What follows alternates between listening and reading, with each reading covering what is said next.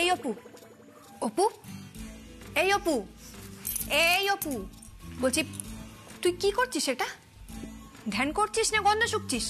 না রে বাবা, ধ্যানও করিনি, গন্ধও শুকিনি, আঘ্রাণ নিচ্ছি। কি?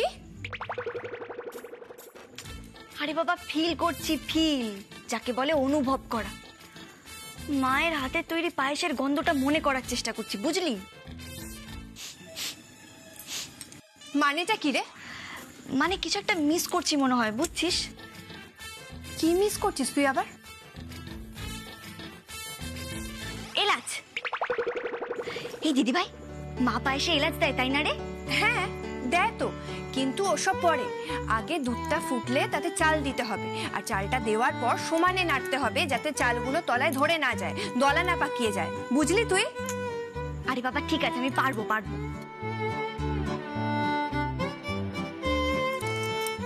এই অপু, বলছি দুধটা ফুটে গেছে, এবার চালগুলোতে দিয়ে দে তো। দাঁড়া, এক্ষুনি দিচ্ছি। হ্যাঁ দেখে, সাবধানে কিন্তু। চালগুলো দিয়ে এই হাতায় করে নাড়তে থাক, আস্তে আস্তে, দেখে দে। নাড়।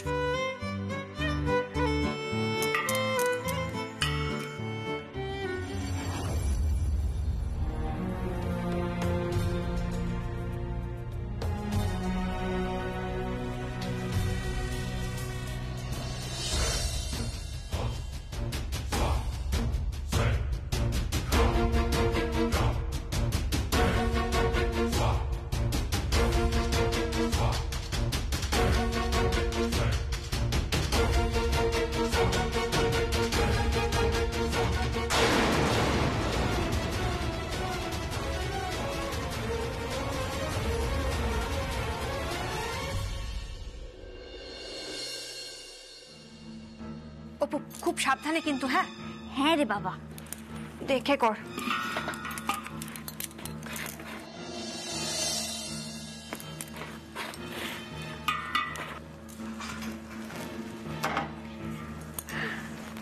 দেখ দিদি ভাই, লুচি আর পায়েসটা পাশাপাশি কি সুন্দর লাগছে। খুব সুন্দর লাগছে।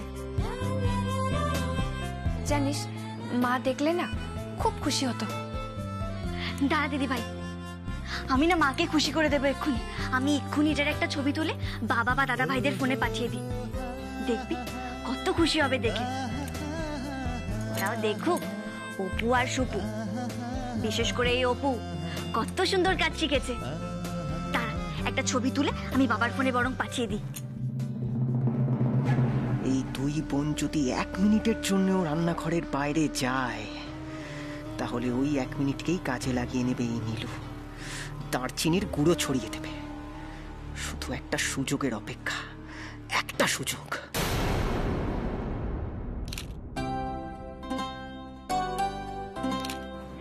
এবার এই ছবিগুলো আমি বাবার ফোনে পাঠিয়ে দিই। অপু নে নে নে, হয়েছে, যা করার একটু তাড়াতাড়ি কর। মা যদি এসে দেখেন না যে তুই রান্না করতে করতে এসব করছিস, মা কিন্তু খুব রাগ করবেন। আরে বাবা, এই তো হয়ে গেছে। দাঁড়া, সঙ্গে একটা মেসেজও পাঠিয়ে দিই। বাবা, এই দেখো, আমি আর দিদি ভাই লুচি আর পায়েস বানিয়েছি। এই দেখ দিদি ভাই, রেড টিকা হয়ে গেল। বাবা দেখেও ফেলেছে এর মধ্যে। হ্যাঁ, বাবা তো এই সময় বাড়িতেই থাকে। বাবা নিশ্চয়ই এক্ষুনি তাহলে মাকে দেখাবে। এই তো বাবা ফোন করছে। হ্যালো বাবা, দেখেছো তো আমি আর দিদি ভাই মিলে কি সুন্দর লুচি আর পায়েস রান্না করেছি। পায়েসটা কিন্তু আমি বানিয়েছি।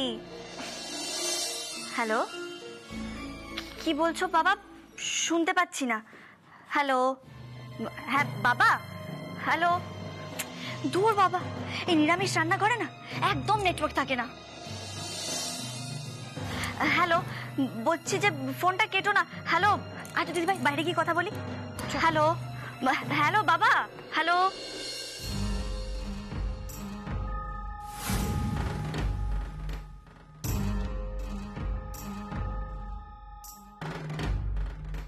উফ, এ তো মেঘনা চাইতেই জল। এই সুযোগ কিছুতেই ছাড়া যাবে না, কিছুতেই না।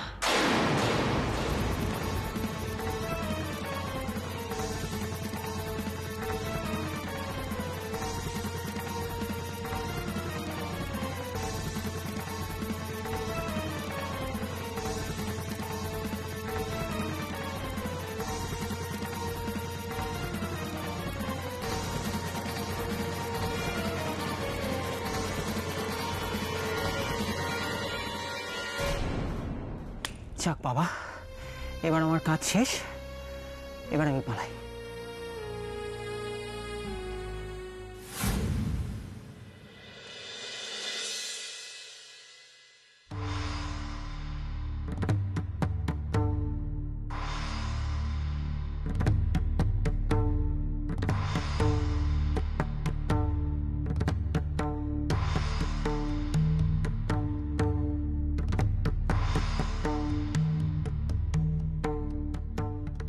গুরুদেব, আপনার সকালের জলখাবার নিন, খেয়ে নিন এবার।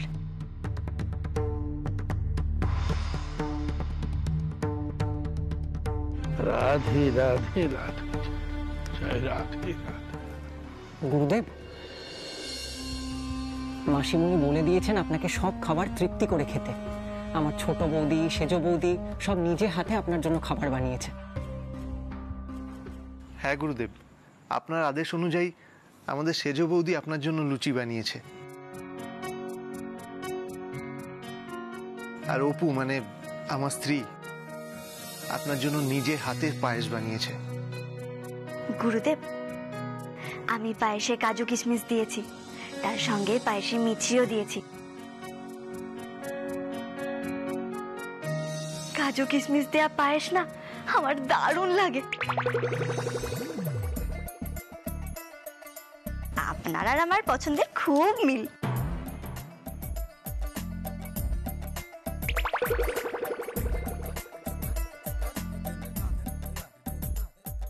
না গুরুদেব, আপনি খান। আসলে আমি তো একটু টেনশনে আছি, তাই এসব ভুলভাল কথা বলে ফেলছি।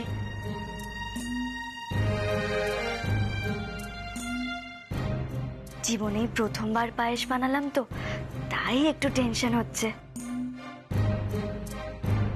প্রথমবার বানিয়েছি তো, তাই খেতে যদি একটু খারাপ হয় 10-এ 0 দেবেন না যেন আমায়।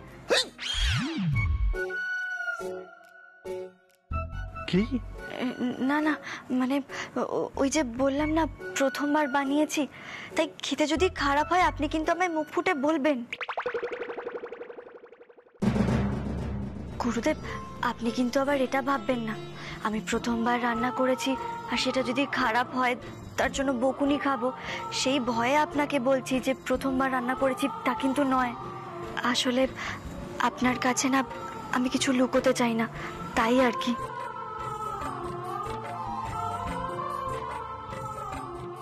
গুরুদেব, আপনি খেতে শুরু করুন, লুচি তো ঠান্ডা হয়ে যাচ্ছে। জয় রাধে রাধে রাধে রাধে।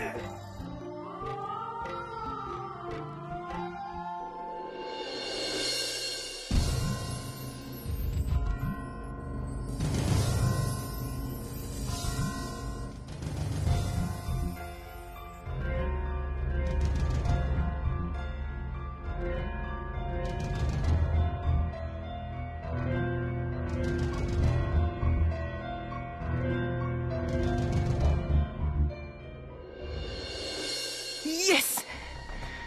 দারচিনি মেশানো পায়েস গুরুদেবের মুখে ঢুকে গেছে। তারপরেই শুরু হবে দারচিনির খেল। গুরুদেবের অ্যালার্জি শুরু হয়ে যাবে আর উপর খেল খতম হয়ে যাবে।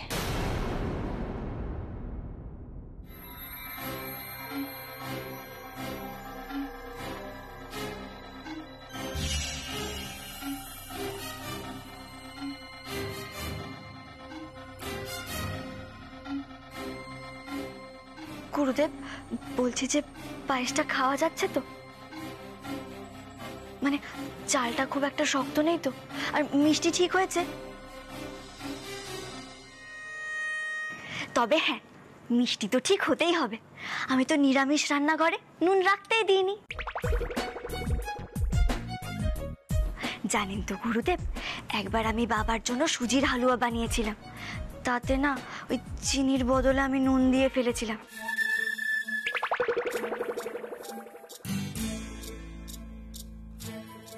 যদিও পরে সেটাকে আমি ওই নোনতা সুজি বলে ম্যানেজ দিয়ে দিয়েছিলাম।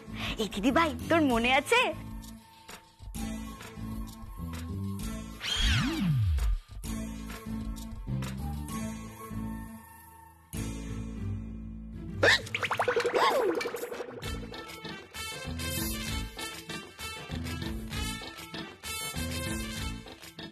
আপনি খান গুরুদেব, অপু আর বকবক করবে না। এই অপু মুখে আঙুল দিল।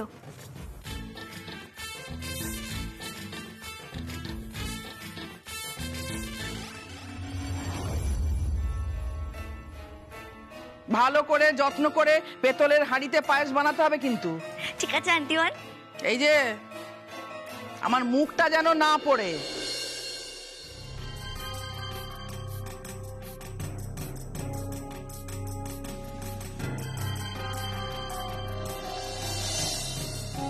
পায়েসটা খেতে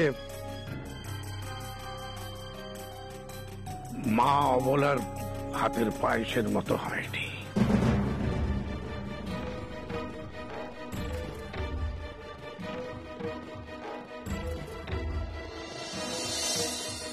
তবে তবে তবে মোটামুটি সুস্বাদুই হয়েছে।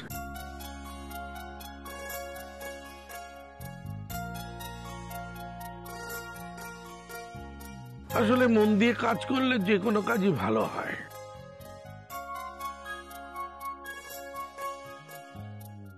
তবে তোমার সংসারে মন বসে না, এটাই বড় সমস্যা।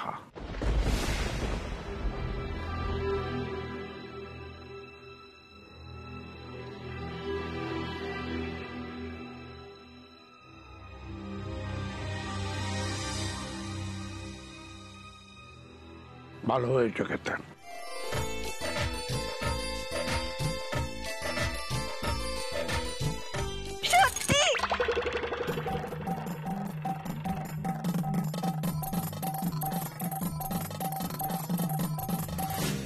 স্বামী লীলানন্দ গোসাই কখনো অসত্য কথা বলে না। এই পায়েস খেয়ে আমার মনে হচ্ছে না যে এই প্রথম তুমি পরমান্ন রান্না করলে।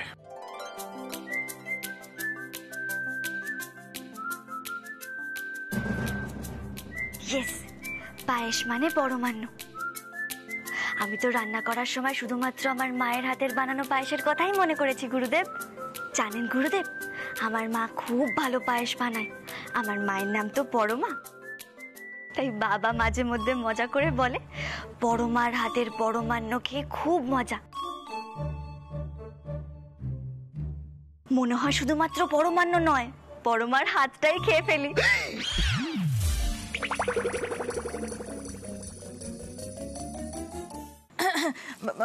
গুরুদেব, বলছি কি আপনি খেয়ে নিন। গুরুদেব, আপনাকে আর দুটো লুচি দেব? না না না না না, আমি স্বল্পাহারী। আপনি স্বল্পাহারী আর এই অপু হলো গিয়ে কল্পাহারী।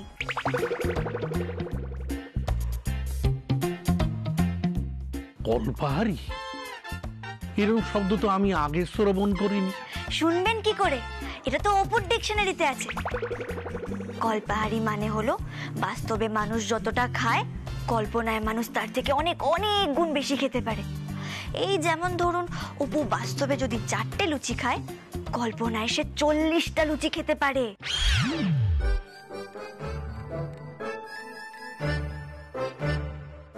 অপু তো খুব পেটুক বাবা।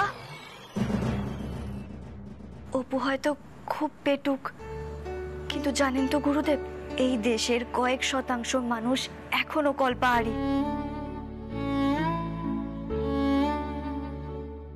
এই যে রাস্তার ধারে যে মানুষগুলো থাকে, তারা তো বাস্তবে একবেলা খেতে পায়, কিন্তু কল্পনায় ভাবে তারা 3 বেলা খাচ্ছে।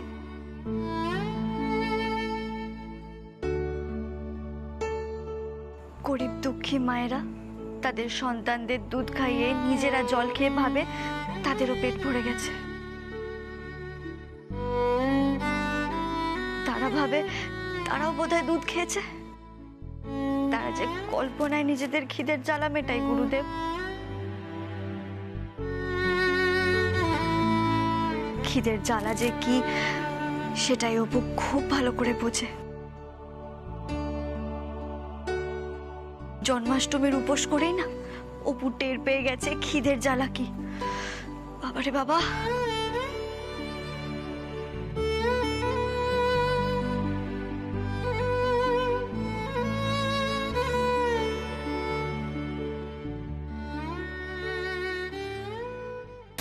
খান গুরুদেব খান, মনের আনন্দে আঙুল চেটে চেটে লুচি পায়ে সঁটিয়ে যান।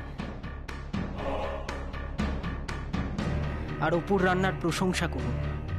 তারপর যখন দারচিনির এফেক্টে আপনার অ্যালার্জি শুরু হবে, আপনাকে নিয়ে হাসপাতালে ছোটা হবে, জমে মানুষের টানাটানি হবে, তখন দেখবো এত প্রশংসা কোথা দিয়ে বেরোয়।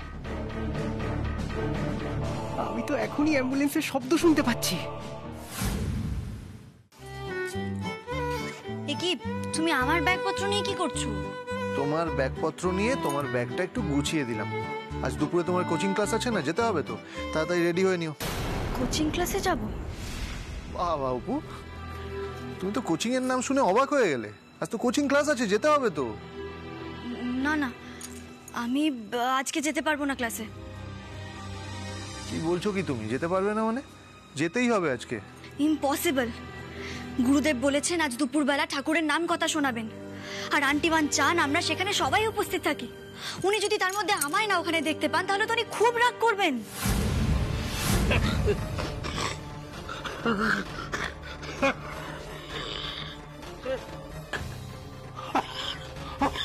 শরীরটা কেমন করছে?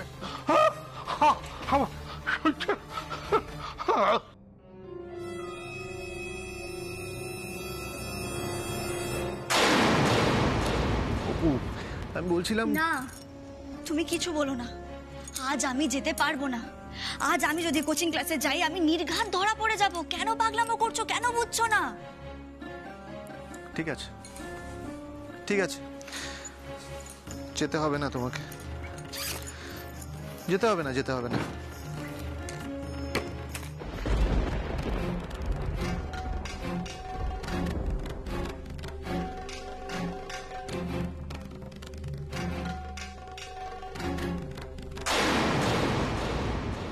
তুমি সব বের করে দিচ্ছ কেন আবার বই? বের করে দিচ্ছি কারণ তুমি বললে কোচিং এ যাবে না, তো আমি ব্যাগটা খালি করে দিলাম।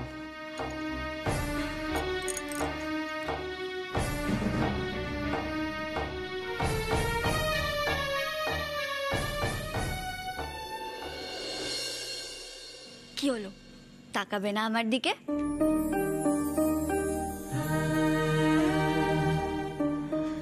খুব রাগ হয়েছে বুঝি?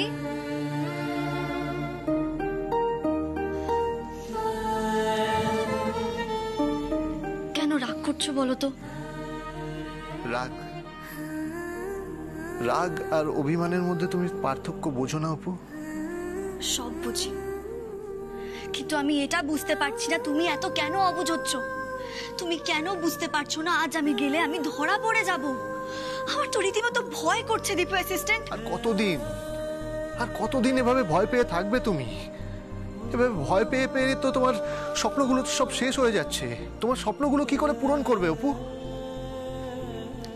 সব স্বপ্ন পূরণ করব। তুমি আমার পাশে থাকলে আমি আমার সব স্বপ্ন পূরণ করব, তুমি দেখো।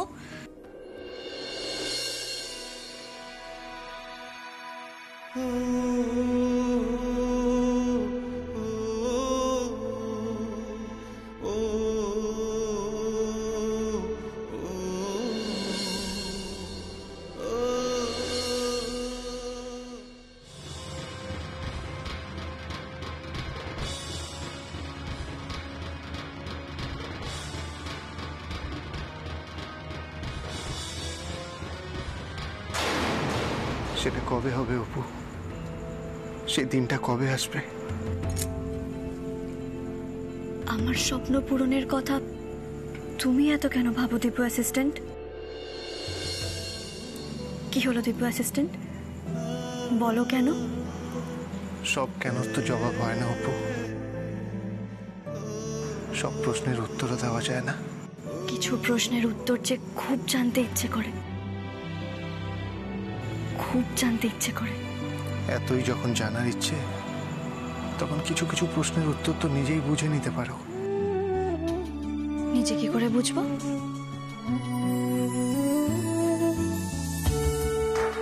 নিজের মনকে জিজ্ঞেস করো, অথবা অথবা কি? আয়নার সামনে দাঁড়িয়ে নিজের চোখের দিকে তাকিয়ে প্রশ্ন করো, দেখবে সব প্রশ্নের উত্তর পেয়ে গেছো।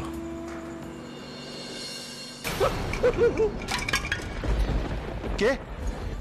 সর্বনাশ, কেউ আমাদের কথা শুনে নেয়নি তো বাইরে থেকে? চলো তো গিয়ে দেখি। গুরুদেব, আপনার কি শরীর খারাপ লাগছে? আস্তে, কাউকে ডাকো না। আমি ডাকছি। বর্দা ভাই, অসুস্থ লাগছে। বর্দা ভাই, এই তো দেখ না গুরুদেবকে। কি হয়েছে গুরুদেব? কি হয়েছে আপনার? এরকম করছে কেন? জানি না, জানি না, শব্দ শুনে আমরা বাইরে এসে দেখি উনি এরকম করছেন। দেখো না। আচ্ছা ঠিক আছে, ওনাকে আগে বসার ঘরে নিয়ে চলো, ওখানে বসে। ঠিক আছে, আসুন। বাবা, তোমরা কোথায়? সাবধানে সাবধানে আছো। কোথায় আছো তোমরা?